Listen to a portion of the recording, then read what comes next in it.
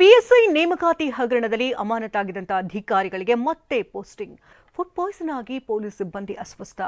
ಬೆಂಗಳೂರಿನಲ್ಲಿ 2 ದಿನ ಕಾವೇರಿ ನೀರು ಪೂರೈಕೆ ಬಂದ್. ಇದೆಲ್ಲವನ್ನ ನೋಡೋಣ ಕರ್ನಾಟಕ ನ್ಯೂಸ್ ಟಾಪ್ 9 ನಲ್ಲಿ. ಪಿಎಸ್ಐ ನೇಮಕಾತಿ ಹಗರಣದಲ್ಲಿ ಅಮಾನತಾಗಿದ್ದ ಅಧಿಕಾರಿಗಳಿಗೆ ಮತ್ತೆ ಪೋಸ್ಟಿಂಗ್ ನೀಡಲಾಗಿದೆ. ಹಗರಣದಲ್ಲಿ ಭಾಗಿಯಾಗಿದ್ದ ಅಧಿಕಾರಿಗಳನ್ನ ಅಮಾನತಿನಿಂದ ಬಿಡುಗಡೆ ಮಾಡಲಾಗಿದೆ.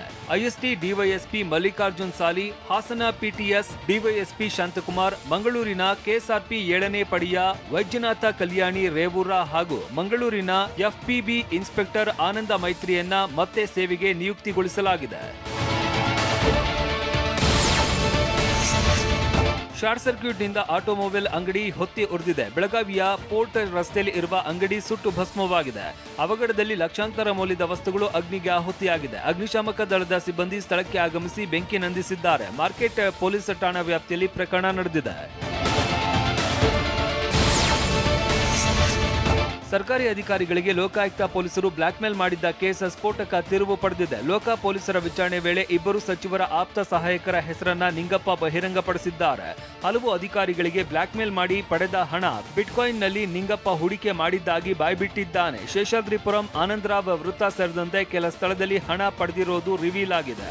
ಆರೋಪಿ ಸಿಬ್ಬಂದಿ ನಿಂಗಪ್ಪಗೆ 14 ದಿನ ನ್ಯಾಯಾಂಗ ಬಂಧನ ವಿಧಿಸಿ ಲೋಕಾಯುಕ್ತ ಕೋರ್ಟ್ ಆದೇಶಿಸಿದೆ.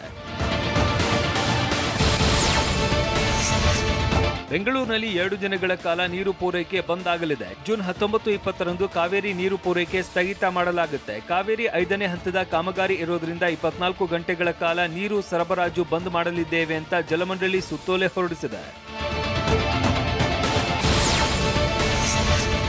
ಬಿಬಿಎಂಪಿ ಘನ ತ್ಯಾಜ್ಯ ನಿರ್ವಹಣೆಯ ಹೊಸ ಟೆಂಡರ್ಗೆ ತಡೆ ನೀಡಲಾಗಿದೆ. 4,791 ಕೋಟಿ ರೂಪಾಯಿನ ಹೊಸ ಟೆಂಡರ್ಗೆ ಹೈಕೋರ್ಟ್ ಮಧ್ಯಂತರ ತಡೆಯಾಜ್ಞೆ ನೀಡಿದೆ. ಹೈಕೋರ್ಟ್ಗೆ ನೀಡಿದ ಭರವಸೆ ಉಲ್ಲಂಘಿಸಿ ಸರ್ಕಾರ 33 ಪ್ಯಾಕೇಜ್ಗಳ ಕಸದ ಟೆಂಡರ್ ಕರೆದಿತ್ತು. ಇಲಾಖಾ ಸಚಿವರ ಅನುಮೋದನೆ ಬೇಕು ಅಂತ ಟೆಂಡರ್ನಲ್ಲಿ ಉಲ್ಲೇಖಕ್ಕೆ ಆಕ್ಷೇಪ ವ್ಯಕ್ತವಾಗಿತ್ತು. ಹೈಕೋರ್ಟ್ಗೆ ಬೆಂಗಳೂರು ಮಹಾನಗರ ಗುತ್ತಿಗೆದಾರರ ಸಂಘವು ಅರ್ಜಿ ಸಲ್ಲಿಸಿತ್ತು. ಮೇ 26ರ ಸರ್ಕಾರದ ಆದೇಶಕ್ಕೆ ಹೈಕೋರ್ಟ್ ಮಧ್ಯಂತರ ತಡೆ ನೀಡಿದೆ. ಪೊಲೀಸ್ ಅಧಿಕಾರಿಗಳ ವಿರುದ್ಧ ಸ್ಪೀಕರ್ ಯುಟಿ ಖಾದರ್ ಅಸಮಾಧಾನ ಹೊರಹಾಕಿದ್ದಾರೆ. ಆಕ್ಷೇಪ ವ್ಯಕ್ತಪಡಿಸಿ ಗೃಹ ಸಚಿವರಿಗೆ ಪತ್ರ ಬರೆದಿದ್ದಾರೆ. ಇತ್ತೀಚೆಗೆ ರಾಜ್ಯದ ಕರಾವಳಿ ಭಾಗದಲ್ಲಿ ದ್ವೇಷ ಭಾಷಣಗಳ ವಿರುದ್ಧ ಅಸಮರ್ಪಕ ತನಿಖೆ ನಡೆಸುವ ಕುರಿತು ಪತ್ರವನ್ನ ಬರೆದಿದ್ದಾರೆ. ಪ್ರಚೋದನಾತ್ಮಕ ಹೇಳಿಕೆಗಳು ಮತ್ತು ಸಾಮಾಜಿಕ ಮಾಧ್ಯಮಗಳಲ್ಲಿ ಹರಿದಾಡುವ ಸಮಾಜಘಾತುಕ ವದಂತಿಗಳು ಶಾಂತಿ ಸೌಹಾರ್ದತೆಗೆ ಅಪಾಯಕಾರಿಯಾಗಿವೆ. ಈ ಹಿಂದಿನ ಕೆಲವು ಪೊಲೀಸ್ ಅಧಿಕಾರಿಗಳು ಕ್ರಮ ಕೈಗೊಳ್ಳದೆ ನಿರ್ಲಕ್ಷಿಸಿದ್ದಾರೆ ಅಂತ ಸ್ಪೀಕರ್ ಖಾದರ್ ಪತ್ರ ಬರೆದಿದ್ದಾರೆ.